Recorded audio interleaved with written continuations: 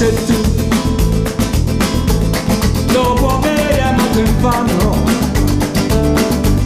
non vuoi più amare nessuno,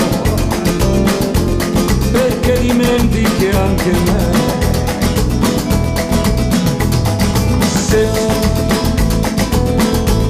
non vuoi più amare nessuno, vieni a stringere la mano che ti legava un giorno a me. Le lacrime che io ho versato sono lacrime d'amore, perché io t'amo.